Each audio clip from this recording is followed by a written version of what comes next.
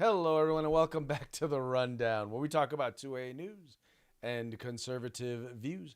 I will be your host today, Craig DeLuz, coming at you from the West Coast, the left coast, behind the Iron Curtain, otherwise known as the Sierras. And today, today is Throat Punch Thursday. Guess what day it is? Guess what day it is? Who's ready? Throw Punch Thursday, bitch.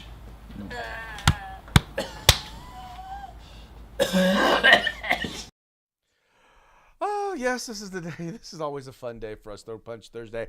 I apologize to those of you out there who have sensitive ears for the, for the strong language in that particular intro video, but it's funny. So we kind of got to do it because we do funny here at the Rundown. That is kind of our thing, We try to make funny a thing here at the Rundown. Very much appreciate you tuning in. Very much appreciate you liking and sharing the program. Encouraging your friends to do the same. If you're wondering what I'm doing, why I seem like I am, why I seem like I'm somewhat confused, is because Mike just chimed in, or at least he just logged in, and so I am trying to get him on here while at the same time running my mouth. Unfortunately, I'm not always that skilled when it comes to doing that sort of stuff. Mikey, how are we doing today? I'm good. As much as you run your mouth, Craig, I figured you'd be able to do that and do two things at the same time, Well, I can run my mouth and I can look, and just trying to do things without actually looking down is not exactly easy. So I'm like trying to do this via Braille. Gotcha. You're one of those with the lights on guys. I got it. Well, I do like to kind of see what I'm doing. It's all you, baby. All you. How are we doing today, sir? Not too shabby. How are things in the world of Craig? Things are going well. I've got my second of 3 events that I got scheduled for this week. Got that going on tonight, man. I just got to tell you, it's one of those. I appreciate that I get to work from home. That I got my monitors, I got my air conditioning, I got everything is set up like right here, right? And then I have to go out into the world and deal with people. You know how the world would be such a better place if it wasn't for all the people. I know. We need to do something about that.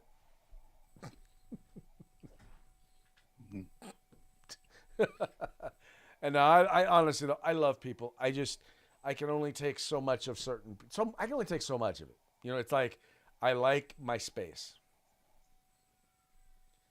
Yeah, I'm more of a Facebook guy, but that's all right. You're more of a Facebook guy. I got you. All right, sir. Well, hey, let's get ready to get into today's program, and let's start by giving a quick shout out to our sponsors. Hitman Industries, hitmanindustries.net. Just got off the phone with them about 5 minutes ago. Say hi to our good friends there. If you want some AR barrels, rifle, pistol caliber, any length you desire, get on over to hitmanindustries.net. California Republican Assembly, fighting a good fight behind enemy lines. Now you can take part in California's future today. If you want the best in tactical concealed holsters on the market, you have to go to Hog Holsters, HAWG holsters.com, hogholsters.com. Use the discount code The Rundown. It's all one word, no spaces, all caps. Get a nice little discount. And if you want the best in field gear, outdoor gear, hunting gear, web gear, whatever it may be, get on over to uscombatgear.com where you can get everything except the gun. That's right, folks. These are our sponsors.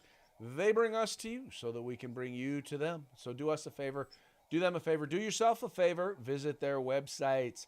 All you got to do is follow the links to their websites in the description to this program. Just go there, check it out, spend some money with them, and let them know the guys over at the Rundown sent you.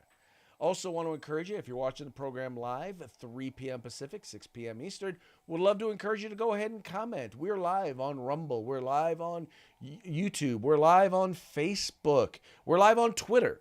So just go ahead. Give us a comment. Let us know what you think. Let us know what you think about what we're talking about.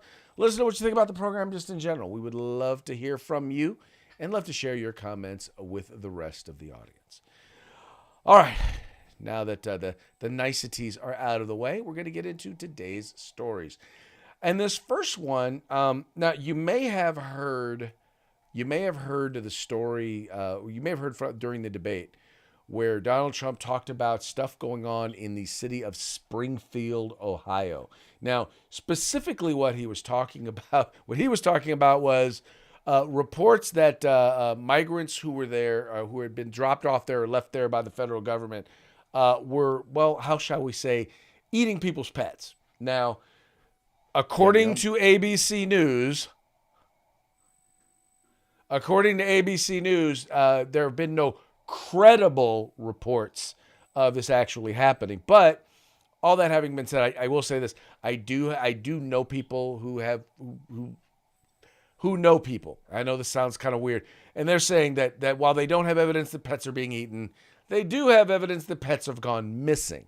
So, I'm not saying it's happening. I'm not saying it's not happening. I'm just saying anyway. The point is that it's part of a broader issue, and that broader issue has to do with the fact that you have a town of about 58,000 people, and they've dropped about 20,000 Haitian immigrants there, or immigrants there, into this small town, and let's just say they're not assimilating very well.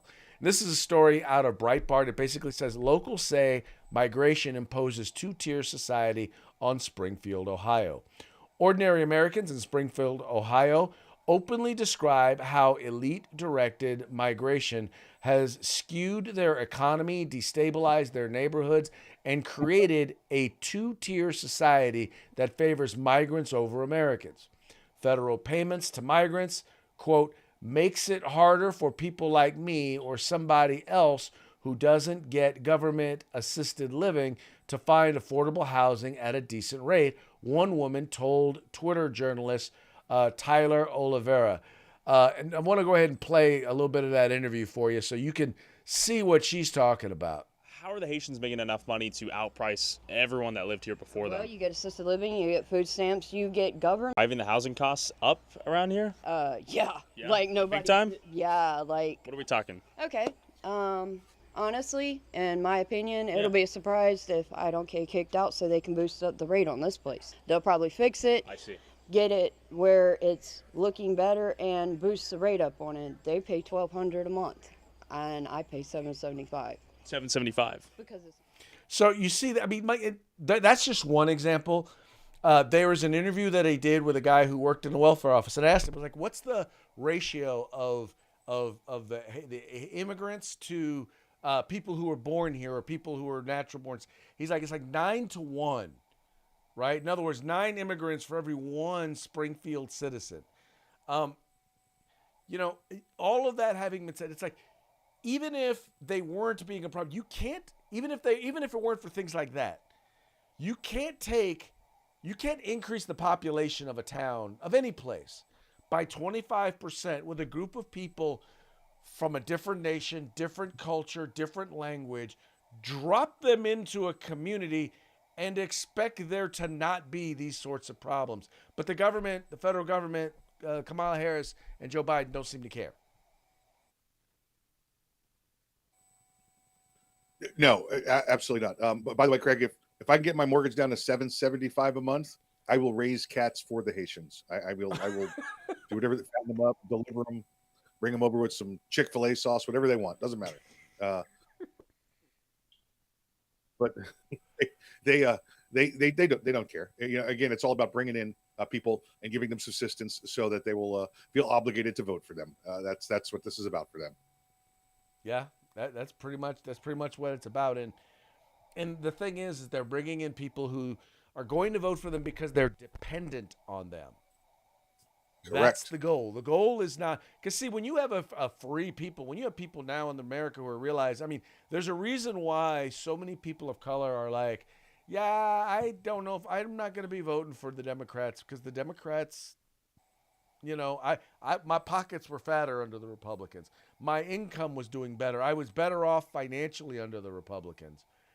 And they're realizing now with the Democrats that the Democrats are like, okay, well, who's not going to be doing worse? People who are living in foreign countries, people who are living in third world hellholes. Yeah, let's bring them into the United States and let's get them dependent on us by giving them money, right? By giving them handouts, by giving them a place to live, by giving them free stuff. And then they'll be dependent on us. And because they'll be dependent on us, they'll vote for us. Yeah. Thankfully, finally, those that have been taken advantage of for so long, 60, 65 years now, right, since public assistance like this started, are finally realizing that they've been lied to and that they were better off under the last president. And it's time to make the change. No, you are 100% correct. They were not better off.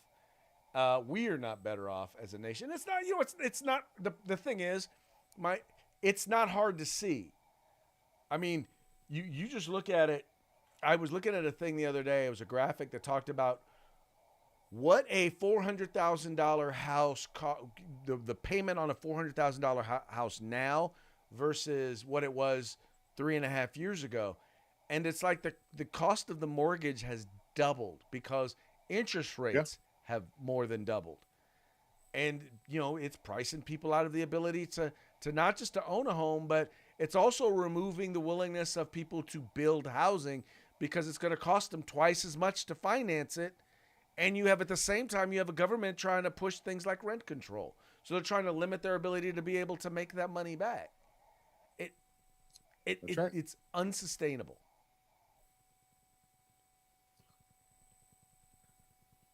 And then with it, they also completely ignore the fact that like when they look at what the costs of stuff is, like the cost of stuff, they basically said it's about 20% higher across the board for most things, right? But then they leave out food, they leave out fuel, and they leave out housing. The three things you have to have, they leave out of that, and all three of those things are up at least, at a minimum, 50% of what they were previously. Gas is at 100% up in price. Food's up. I mean, go to the grocery store. We talked about this yesterday. Go to the grocery store. It's 100% up. Yeah. Go pick an item off a shelf, 100% higher than it was 4 years ago. It just no doubt, 3 years ago. Well, I will say this. Now, in some cases, it may not be up 50%, but it went up 25%, and you're getting 25% less of the product. Oh, shrinkflation. Well, yeah. Right. Shrinkflation, including shrinkflation. Again, 100% up. If you bought a 12-ounce bag of chips, it might have been $3. Well, now it's $5 for an 8-ounce bag of chips. Exactly. They try to trick you, That is exactly what they're doing. I remember we used to be able to get the big bags of the Doritos for like $2.79. Now you get the little bag of Doritos for $3.49. No, I went up yesterday at the mart. It was $7 for the big bag, and when you pick it up, it was like picking up a ball of Charmin. You were like, "Ooh, look, it's all full of air and soft." Yeah. Same size bag, but about a third less product in it. Yep, I'm laughing to keep from crying, bruh. Yep, laughing to keep from crying. We've talked a little bit about the fact checking. Got to put it in the air quotes. Talked a little bit about the fact checking during the debate, but Breitbart came out a list of 21 different claims and hoaxes that came out that the folks over there at ABC decided it wasn't worth fact checking.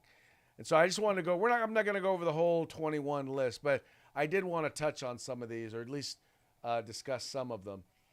For example, the Very Fine People hoax, which is probably number one. I mean, that's one that's been flat out debunked by everybody. Then we've got did I miss number two? Oh, number two, Project 2025 hoax, saying that Project 2025 is his making. We know that's false. False claim that Trump trade deficit. No. Here I wanted to actually touch on this one.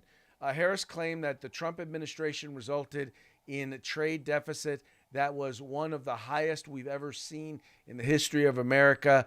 And that was patently false. The trade deficit climbed to around $653 billion in Trump's final year as president, in part because of depressed global demand for U.S. goods and services, and U.S. economy recovered sooner than most developed countries. So in other words, we recovered faster than most developed countries, And so as a result, we were buying more goods and other places weren't. Really kind of simple right there. Putin can do whatever the hell he wants. That we all know that was a darn lie. Dictator on day one hoax. We know that one taken completely out of context. Blaming botch Afghanistan withdrawal on Trump. Mike, that's one that I'm like, that's like blaming the border crisis on Donald Trump or inflation on Donald Trump. I'm sitting up here and I'm like, I'm sorry, but there seems to be pretty good evidence that these things were your fault. Right, but they blamed the border crisis on him. They blamed inflation on him, right? And then record unemployment on him. You know, they blamed him for everything that they could find. They got Donald Trump. What do we got? Is the plumbing backed up back there in the back of the ABC studio? Donald Trump's fault. Donald Trump's fault. Oh, you mean it's backed up in the studio he's never been to? Still Donald Trump's fault. Donald Trump's fault.